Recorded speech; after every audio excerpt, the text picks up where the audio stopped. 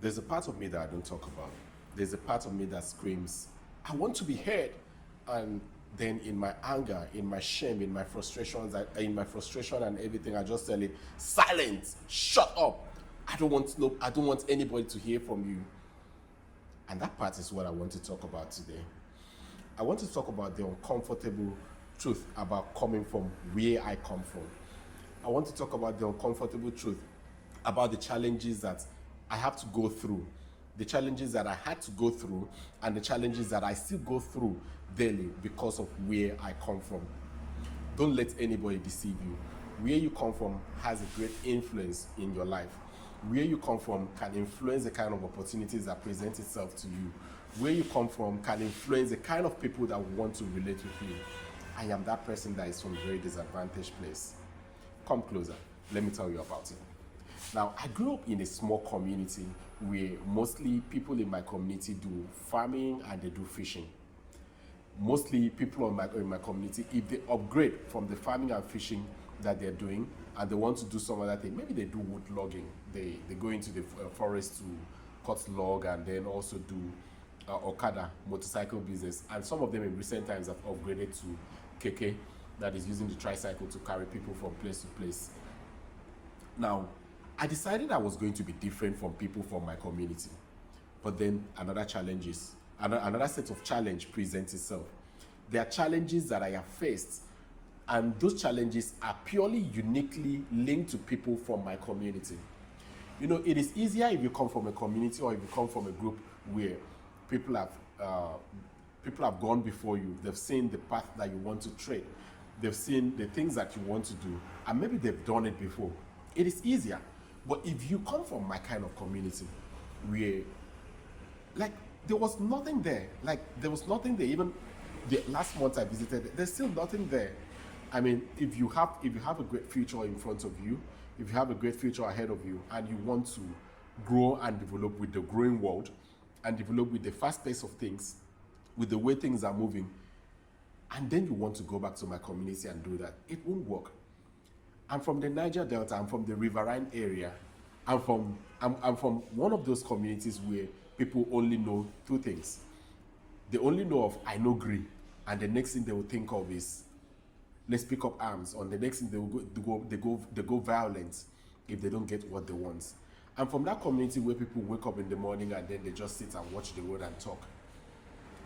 I understand exactly where I'm from, and this is the reality of my own situation. Now, let's translate that to how that has affected me, how that has affected my business growth, and how that has affected my aspirations and my ambitions. You know, it is easier to plan when you've seen people that have plans already. It is easier to plan if you are building it on a platform where people have built something already. But if you are starting afresh from scratch, it is not easy. Now, for my own community, most people that ever left that community left through maybe civil service. They became civil servants. And coming from such a community and deciding, oh, I'm not going to be a civil servant, or maybe being a civil servant might not be the best option for me. I want to do business. I want to create content. I want to try talking to people about the unique challenges I faced in my community. Sometimes you get to a place and people do not accept you because this is Africa, this is Nigeria, let's be real. Whose son are you? And in my state, they will say, whose son are you? Your father doesn't have a name. I mean, your mom doesn't have a name. Your family don't have a name. My family doesn't have a name. So when I come from such a position into where I want to go to, you discover that you get discriminated. People discriminate against you for no reason. Yes, people discriminate against you. People look at you as someone who is not valuable enough to stay in that place, even when you are fit to stay in that place. Now, you see, you still need people to talk for you. You still need people to be the ones to break the ice for you. You still need people to introduce you to certain places. These are the challenges we face. When we come from such communities, when you come from a community like mine, nobody will watch your back. You have to work your life out. You have to sweat it out. You have to do it. You have to take the uncomfortable decision of doing most of the things that others won't do. You have to go to the extreme to prove yourself right to even get some contracts that will give you good amounts of money. Sometimes you see a contract that can give you a good amount of money and they'll be like, well, I don't know you. Maybe if I give you this money, you disappear. Just because you do not have someone. I'm not alone in this. I know there are a lot of people. Now, let's flip the coin to the other side. The people that came from wealth, the people that came from a lot of connection from the advantaged communities. When I'm talking about community, it's not just where you live. I mean, the people that know you and the people around you. Maybe they have politicians, they have title holders, they have maybe traditional rulers or so. They get these same opportunities that I'm looking for. They get it freely. They get it easily. And it is not, sorry, excuse me. Okay, sorry, I needed to check my lights. And it's not something that, it is not something that they will give to you freely. The gatekeepers are doing it with, like, they are putting their whole strength in it. They are putting their whole energy to make sure that nobody ever passes this mark. It's as if they've created a limit for what you can do. But yeah, it takes time.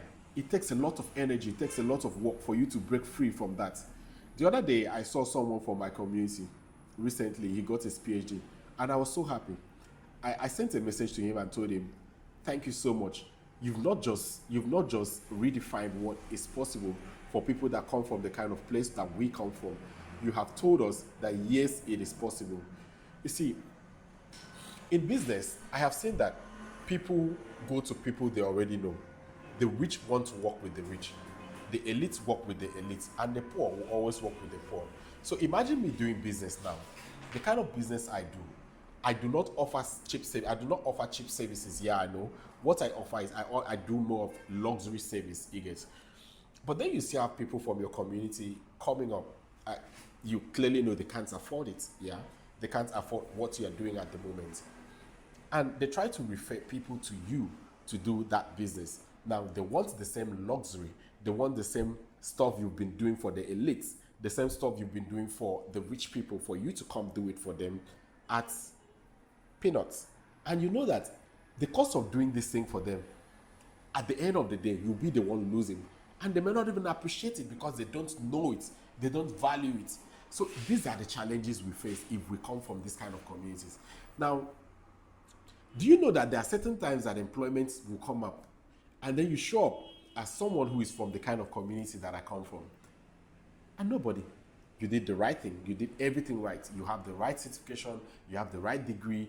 But you do not have someone in that position to speak for you. That is where I come from. I know that a lot of you are also from that position. See, but is that the end of it? Does it mean that if you come from my kind of community, that there is no hope for you? Yes, there is hope for you, but you may have to work hard. You may have to work so hard, harder than the rest of the people. You may have to put in, so in fact, you must put in so much effort. You must put in effort.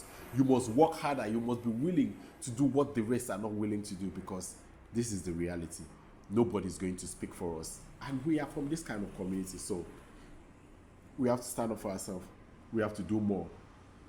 Last year, I broke down and I spent almost everything I had on my health, because health is wealth, you know. Even when I was creating content, I was pushing a lot of content on YouTube here. I had to deal with my health secretly and privately. Even most of the times when I came up here to make videos, I kept it behind me and I still made those videos, because I know that somehow, that my story will resonate with someone who is from a community with mine. And this is a journey to help liberate people who are from the kind of community that I come from to liberate people who come from nothing. That's why I call myself the rich son of a classroom teacher. I absolutely come from nothing. I don't come from wealth. I don't come from so much advantage, except few, which is like the bare minimum. So this is me trying to inspire you. Oh, this is happening again. Sorry, I keep standing up to readjust my light source and make sure it's fine. This is me reassuring you again that it is not over. You only need to work a little bit harder than the rest. Until I see you in my next video, hit the subscribe button and we'll talk more about this in the next video. Bye-bye.